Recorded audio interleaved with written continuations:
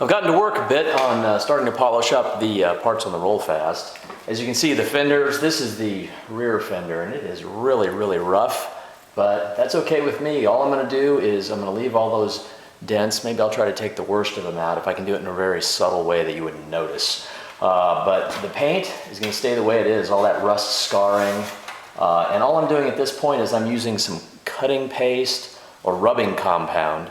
And I'm trying to remove as much oxidation from the remaining paint as possible, and then I'm putting some wax on it. You probably can't see the before and after on this side of the fender very much, but here's a look at the inside of the fender. Those are usually, more well preserved, but you can see here's the portion that I've already started to work on. It's starting to come to a nice shiny red luster, and there's what it looks like before I started on it. So that half I haven't done, this half I have. Looks a lot nicer on the inside. The outside's just gonna remain looking scarred up and rusty and dented and vintage, but what's remaining of the paint is gonna be shiny and preserved. So when I bolt this thing all together, it'll look like an old bike, but it'll be all fixed up. Welcome back to the Rollfast build.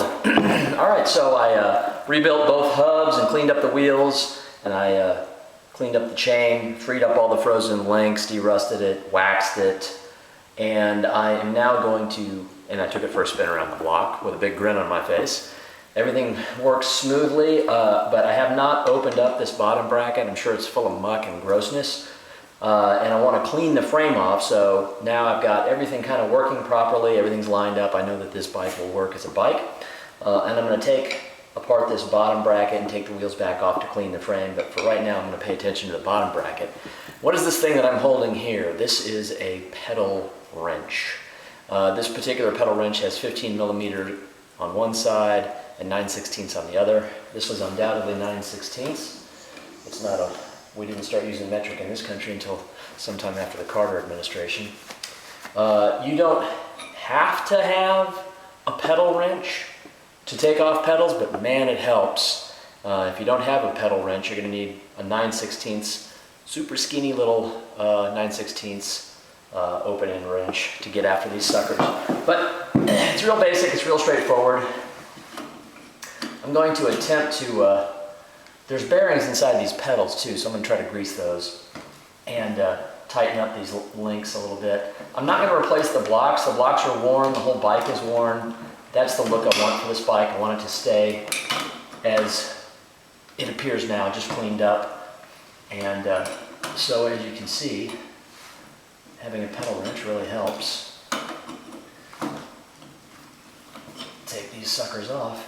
I've got two different pedals on this bike as well. There's an aftermarket walled pedal on this one side here.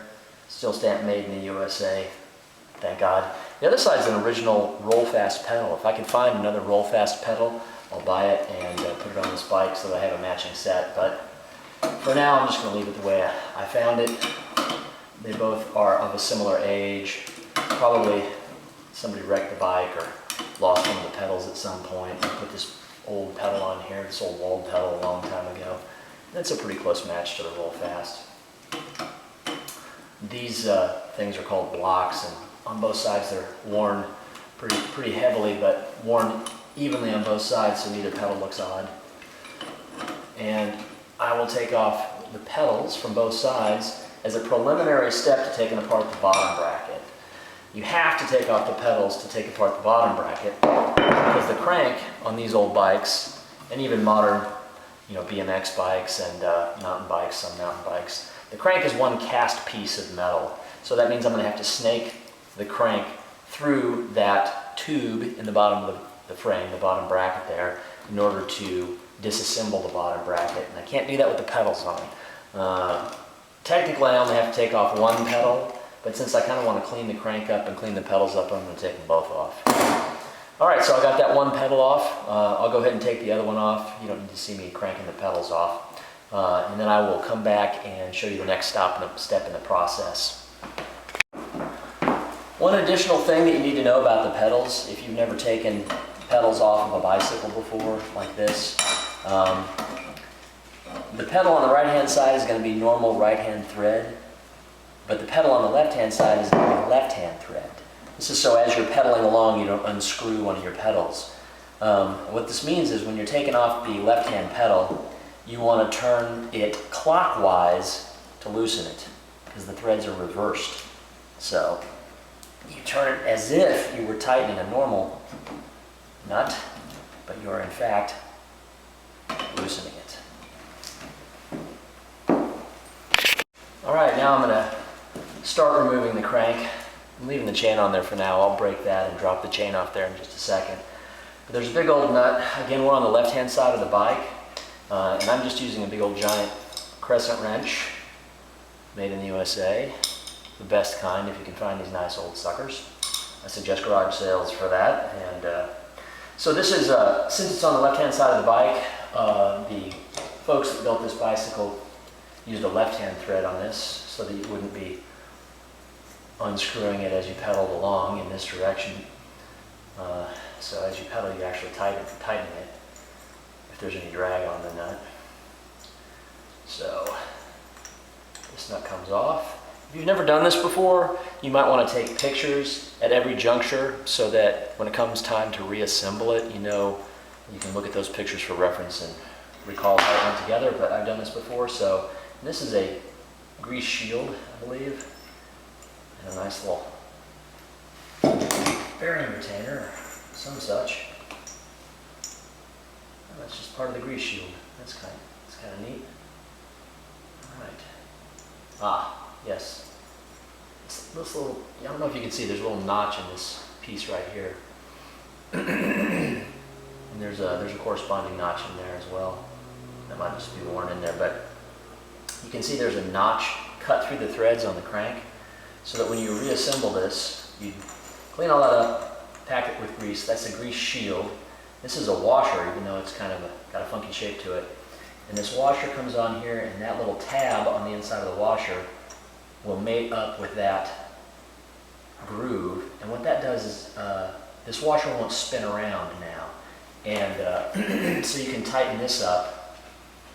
And as you're turning this nut, it'll turn against that washer, and that washer's held into place by that notch and that groove, and you won't be tightening the bearings when you're tightening your bottom bracket. So that's the purpose of that washer, is to prevent you from inadvertently tightening the bearings too tight while you're tightening the retaining nut. All right, now we need to get on to the other side. Take the chain off, which is really straightforward. These old skip tooth bicycle chains have a master link. Let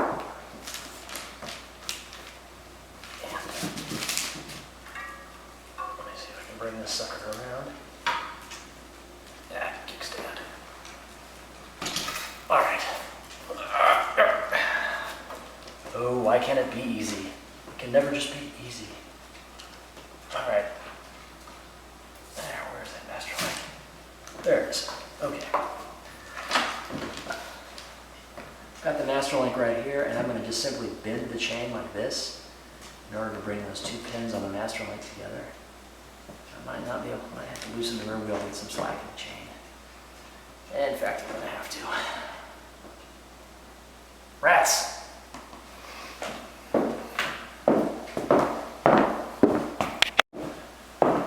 So I just loosened the rear wheel and I pushed it forward in the dropouts to create some slack in the chain so that I can break the chain. Because these skip tooth chains, you just bend them sideways like that.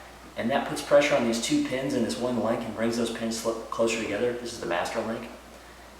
And then the plate that slips over those pins and holds them together should come off.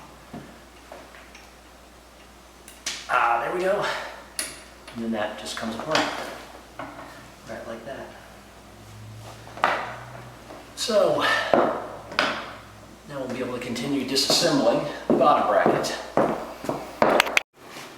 In order to disassemble these bottom brackets, you might have to have a special tool, but typically there's plenty of grease in there, and they should never, unless they were over tightened, they shouldn't be held together by torque.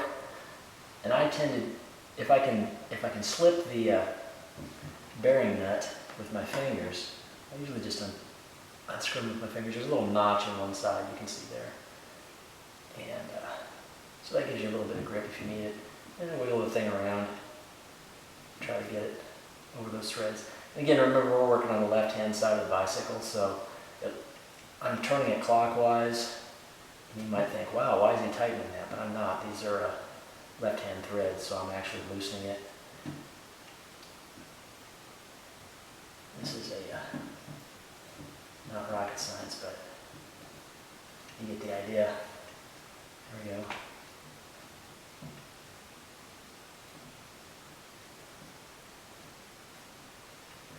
This is the cone that's coming out here. Very similar to well, exactly the same, only larger as the cones that are in the hubs. And the cup on the bottom bracket, of course, would be inside here. And most bottom brackets, the cups and cones are removable. Like the front hub, the cup was part of the hub. If that cup was shot, you would have just thrown the hub away and gotten a new hub. But bottom brackets have removable cups and cones. So if this cup is shot, I'll pull it out and I'll get another cup and stick it in this bicycle. I don't have to throw away the bicycle.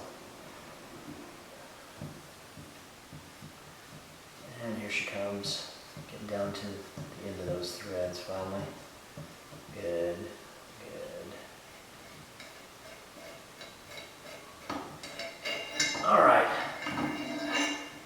To a certain extent, this is idiot-proof because there's left-handed threads on this side and right-handed on the other. So if you can't get your part threaded on, you might have it on the wrong side.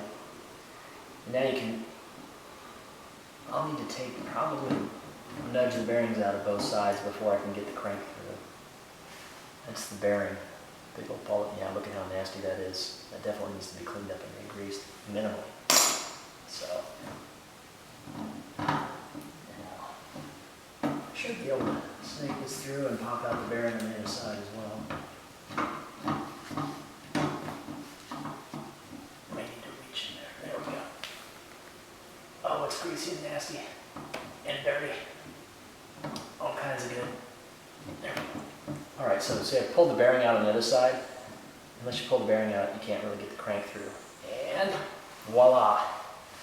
There's the cup in there. I'll clean that up and inspect it to see if there's any pitting or chips, in which case I'll replace it. If not, I'll re-grease it and rerun it. I'll inspect the ball bearings and the ball bearing races also. And I'm going to keep these so that I know which side's which. And I can disassemble this crank further. There's the cone, the right-hand cone, and the dust, or the grease shield, or the dust shield for the right-hand side. And yeah, these are going to be left-hand thread, right-hand thread, I don't know. Anyway, I don't recall, but the cone on the right-hand side is going to be larger than the cone on the left-hand side. Once you unscrew that, you can just take it and slide it over these